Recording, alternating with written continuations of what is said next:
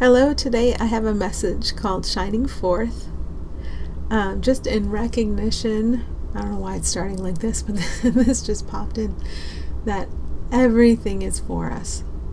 And everything that seems to be happening in and around and seemingly to anyone you call else. It's for them, it's for you if you're the observer looking at it. It's for everyone. And we can see if there's any reactivity, if we have anything, if a response is required in any way. But it's kind of like, I don't know why this is coming in. Anyhow, it's kind of like we find out later if a response is required. First, if there's reactivity, we address the reactivity. And sometimes the ego's first form of reactivity is saying, you have to do something, you have to respond. And then ego is going to tell you how to respond. But our first thing we have to do is process any reactivity if we believe we have the time. There are plenty of situations where we do have the time. And then after we've processed the reactivity, found out what thought you believe, that's where the instruction can come in. So there's that. Unexpectedly popping in there. But the first statement I had was the giving of a certain quality to someone or something is a reason to maintain a defense against it. So if I give you an especially positive quality or an especially negative quality, I've given you definition in comparison to someone or something else. And how can we avoid that here? I don't have the answer to that question. But I do know this. When I don't feel good, when I feel thrown off my foundation, which is a shoddy foundation in the first place if I can be thrown off it. But when I feel that way, I have definitely given you or whatever I'm looking at a quality that I think someone or something else doesn't intrinsically have. So even if it's positive, it doesn't matter. And then once I have labeled you as other than that thing or that person, other than me, now I have something to defend against. And I know it sounds weird for a positive quality, but once I've set you off apart from me, here's our apartness, okay? And I'm defending the apartness. So moving through a day, the purpose of feeling is to show us where there's a defense. And I didn't think I'd have to talk about this, but oh well. I'm moving through a certain sort of training right now. My daughter's in a musical, and her character sings 2 very sad songs. And it's comical because I cry very easily. Thinking about, talking about, I'm a little afraid I'll cry now. Listening to, singing the songs, I will cry very easily. And it's weird how much of a trigger it is. And so I've been kind of doing exposure therapy. Like if I can listen to the songs enough before the performance, maybe I won't spring a leak. If I can sing the songs without crying, maybe once the time for the performance comes, I won't be reacting in this way that I find unacceptable. So what I got to today was the belief. I can't sit there sobbing in the audience. Absolutely not. Right? This is the whole reason behind my sort of attacking these songs and trying to get to the point where I'm not weeping hearing them. So that was just a moment to sit with and to see, I'm putting all this time and energy, not much yet, but I have this plan that by March I should be able to go to that performance and just act normal. So I have failed during a couple of sessions of listening to or trying to sing these songs and thinking, what am I going to do? I can't do this. And the audience, there's my defense. And I don't know what to do about it. And whenever I see that, I don't know, it's funny because then I can see in any situation, the I that is the separate I, it doesn't know. It might grab onto an idea and attempt to enact it, impose it, follow it, but it doesn't know. And it's not you and it's not me, the separate entity that seems to make decisions for itself. And so what can I do but just allow Spirit to resolve whatever the issue is. So behind this problem is the miracle it conceals. I'm gonna need a miracle to not be crying during these songs. And so a day or an experience or a particular problem, they're all opportunities to find these defenses where we're defending against things, and to relax out of it and to allow and to see the resolution that comes online for everyone. It's not invented or imposed by a separate one. As much as I think I'm clever and I'm going to desensitize myself to these songs, it only seems to be going backwards, comically backwards. So, yeah, surrender. Okay. There is ease and comfort everywhere on the other side of the wall you built. So when I run into a feeling of tension or stress, I'm running into the wall I built. And the solution to that is on the other side of the wall. And if I am love, and I'm going to extend love, I can't have a wall in the way. If you're love and everyone is love, and I'm going to allow you guys to extend love, truth, trust, everywhere, why would I have a wall blocking you? And I'm not talking about the analysis of psyches and personalities and trying to figure out how to drop the walls. I'm more talking about observing the presence of the wall, the defense, the thought we believe, and then just reorienting. I'm trying to remember what I've been reorienting toward. Today I learned the law of love, that what I give my brother is my gift to me. So if I give you the ability to extend love, then I give myself the same. And there's no wall there. But it seems in my experience and my practice, well, yes, there is a wall. I feel it. I'm aware of it. So then I have to sit still and sort of drop into the place where I can see there's never been a wall. The wall's always imaginary. It's never not imaginary. And where the wall disappears. And then from that basis, we move on, we move forward. But in my experience, a day is for stopping to reorient a lot. Because I've seen how important it is to do that and to not make the foundation or the inspiration for my speech or action this place where I'm holding walls in place. Okay, this is like telling you that the war is over and it's safe to come out now. That's why we would keep walls and defenses. That's why we would hide. Because having made the world for strife and conflict, we also made it for defense, and we're hiding in and amongst all the defenses we've set up. But now it's safe to come out. And it's kind of like, unless you come out of all your defenses and look around, you're not going to see that it's safe to be out there without defenses.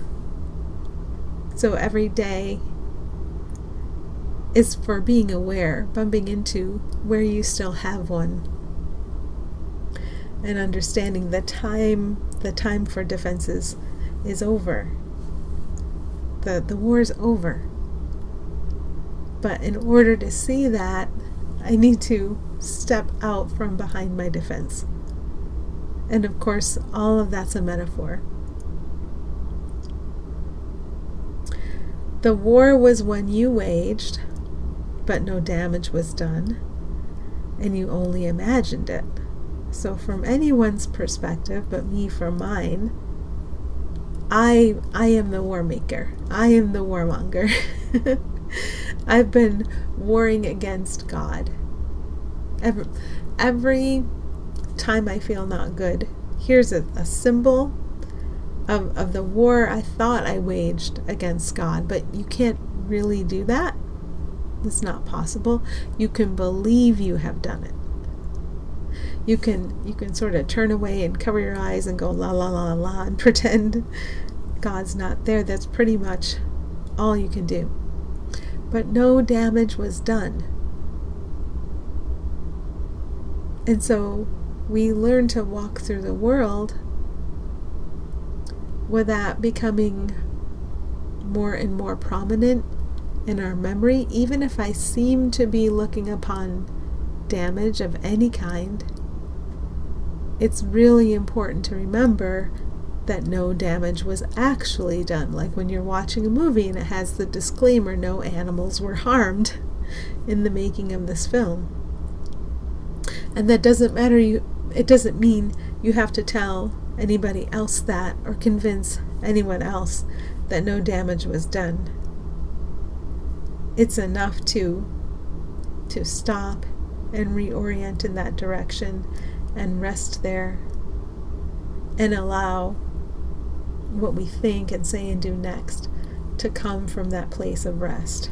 So this is never about having to convince anybody of anything. Our minds are connected, and as we learn to rest in space, sanity, deeply and consistently, then we naturally share. That's how we give gifts. We very naturally share that sanity, mind to mind. And so it's not about convincing anyone. As much as I love the lessons in A Course in Miracles, no one else has to do them. It's a self-study course. It might light up for people, and they might want to do them, and that's perfect. And it's perfect if they don't.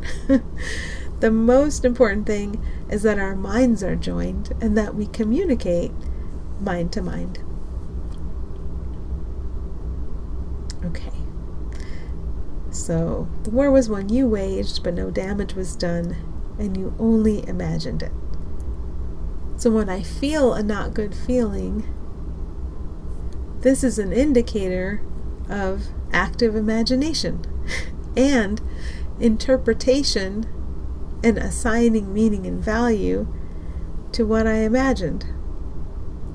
And seeing it in that context, then there's this place to return to. There's always the same place to return to. When I see that, okay, I'm going to go sit down and be quiet and rest now. And whatever's supposed to come next in this perceived and experienced drama, let's have it come from the place that we share, where we actually are. Let's have it come from the sanity and the power that we share, the truth that we are together. Let's have all of it come from there.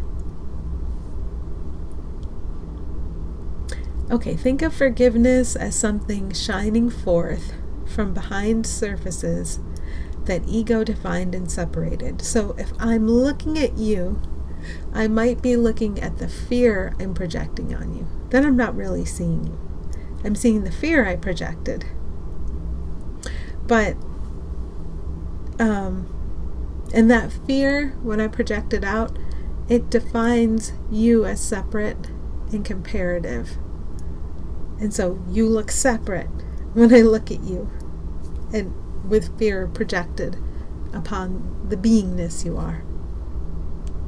But if forgiveness shines forth from behind these separate surfaces that the ego sees, or forgiveness is kind of the willingness to look through this, and then what shines through, the one light, the unity, the truth, the peace, and being aware that it's there behind the fear I projected, nothing becomes more important than that.